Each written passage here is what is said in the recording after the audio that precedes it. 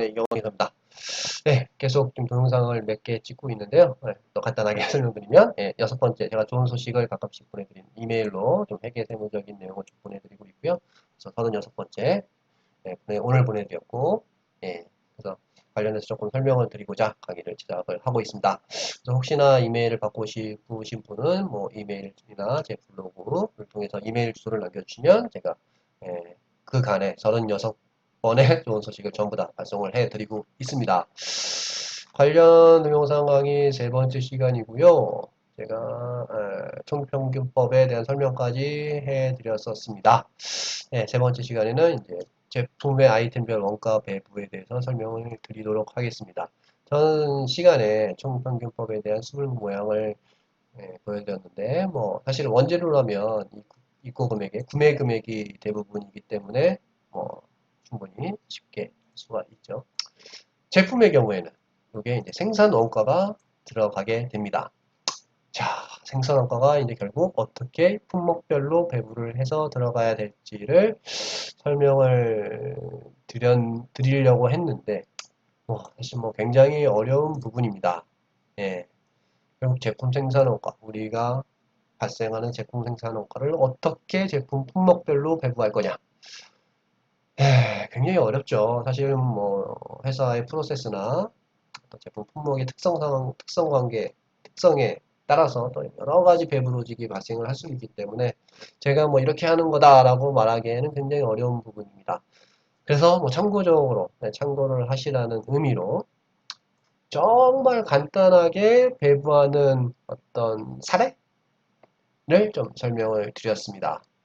결국 이제 생산 원가라는 것은 원재료비 크게, 농업비, 제조 경비 이렇게 세 가지로 조금 나눌 수가 있겠죠. 결국 이제 각각을 어떻게 제품별로 배부할 거냐의 문제입니다. 자, 원재료비. 어, 원재료비는 뭐 사실은 회사가 이제 BOM이 있겠죠. 1번 제품은 뭐 원재료 1번, 원재료 2번, 원재료 3번을 한 개, 두 개, 세 개를 결합한다. 뭐 이런 BOM이 있을 겁니다. 그런 BOM에 결국 아까 원재료 수불부에 의한 단가 1번 원재료 단가, 2번 원재료 단가 그걸 이제 끌어와야겠죠.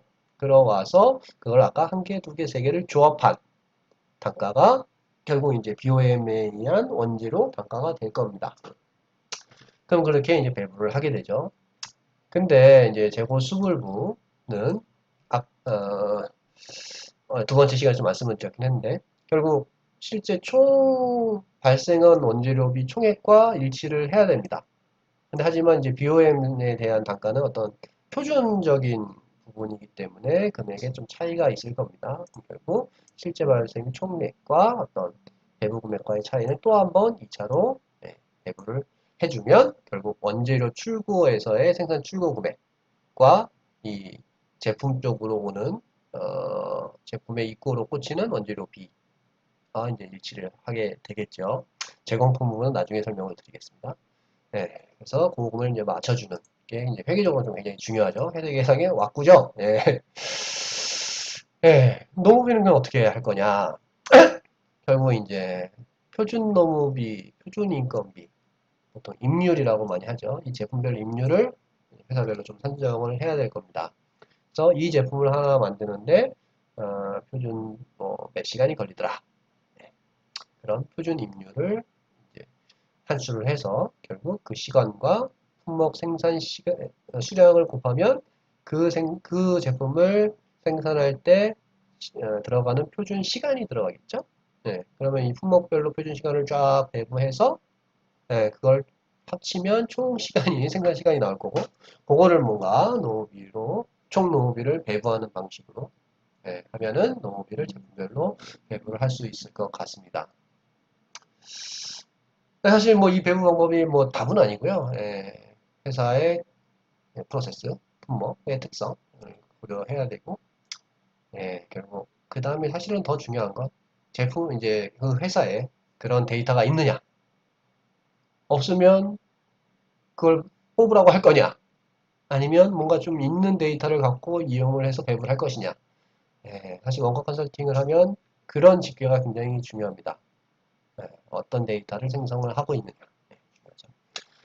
보통 이제 제조 경비는 예, 두 가지로 나누는 게 일반적입니다. 왜냐하면 이 농업인은 한번 이렇게 뭔가 기준이 있으니까 인건비성 경비와 비인건비성 경비로 좀 나눕니다. 인건비성 경비는 뭐 예를 들자면 뭐 세금과 원가 중에 뭔가 산재, 보험료, 아니면 뭐 복리후생비 뭐 중에서 뭐 자대보험 관련된 부분들, 그다음에 뭐 식대, 뭐 이런 복리후생비 정도를 이제 인건비성 경비로 볼 수 있겠죠. 그 다음에 그러면 이제 인건비성 경비는 결국 이 농업이 배부한 기준으로 좀 배부를 하면 될 겁니다. 그 다음에 이제 비인건비성 경비를 어떻게 배부할 거냐가 이제 문제인데, 그 내역을 봐야겠죠. 그래서 보통 외주가공비는 좀 많이 크기 때문에 외주가공비는 또 해당 품목에 직접 대응이 될 수 있기 때문에 일반적으로 외주가공비는 좀 직접 대응을 하는 경우가 많고요. 그 다음에 그렇게 해도 뭔가 배부 기준을 찾을 수 없는 건들을 이제 통합해서 뭐 원재료비로 기준으로 배부를 한다든지 아니면 뭔가 매출 기준으로 뭔가 할 수가 있다면 그 매출 기준으로 좀 한다든지 뭔가 그런 여러 가지 배부 기준을 좀 찾아야 됩니다. 그래서 제품은 원재료 이 수불부를 만들 때 원재료 수불부는 구매 금액이 들어가기 때문에 쉽지만 제품은 생산 어떤 생산비가 들어가야 되기 때문에 뭔가 배부가 필요하다. 그래서 이제 배부가 좀 기준이 정립이 좀 필요하다 말씀드렸고요. 제공품까지 좀 설명을 드리겠습니다. 제공품은 사실은 더 어렵습니다. 결국 이제 제품의 이제 배부 로직을 사용을 할 텐데 제공품은 아직 완성된 제품이 아니기 때문에 결국 완성도를 고려를 뭔가를 해줘야 됩니다.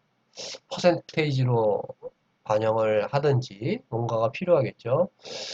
만약에 이제 제품을 1번, 2번, 3번 공정이 필요한데 뭐 원재료나 농업이나 뭐 비슷하다. 그럼 결국 1공정만 하면 뭐 30% 제품의 30%만 반영한다든지 뭐 그렇게 방법이 있겠죠. 근데 대부분은 이 공정마다 원재료 투입이 다르기 때문에 결국 1번에까지 간 제공품은 뭔가 BOM 중에서 여기 뭐 일부만 반영을 하고 또 어떤 임률도 따로 계산을 해서 뭔가 로지컬하게 좀 해야 됩니다. 참 어렵죠.